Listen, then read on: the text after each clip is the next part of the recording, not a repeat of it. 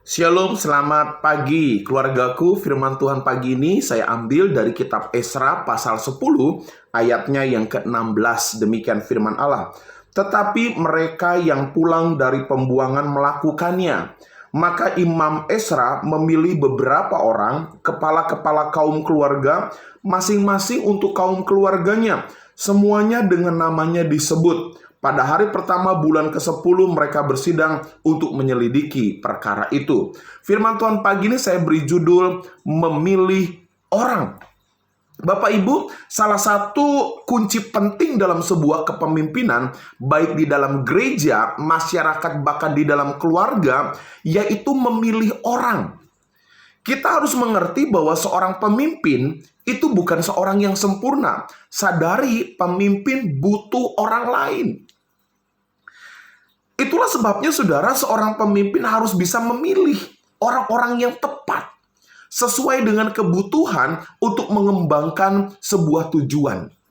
Bapak Ibu, seringkali kegagalan seorang pemimpin bukan pada kemampuannya memimpin, tetapi dia salah memilih orang-orang untuk menjalankan tanggung jawabnya.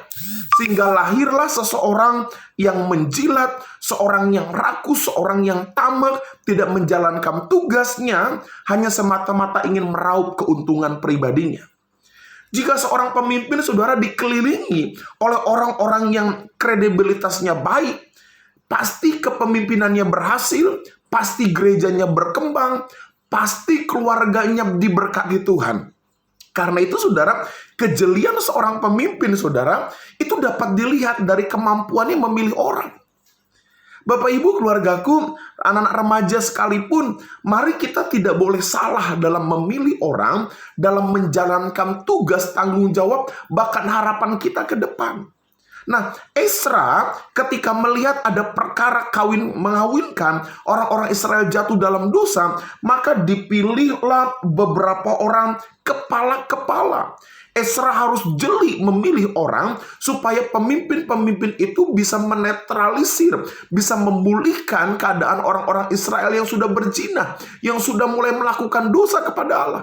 Pemimpinnya harus tepat, saudara. Nah, pagi ini kita akan belajar bagaimana kita bisa memilih orang-orang yang tepat, baik di dalam gereja, di masyarakat, bahkan mungkin orang-orang di dalam keluarga kita. Orang yang belum menikah, yang bergumul untuk mencari pasangan hidup, kita harus jeli dalam memilih orang-orang yang tepat bagi masa depan kita. Ada 4 kriteria orang yang bisa kita pilih. Yang pertama adalah tentu memiliki hati yang bersih, saudara.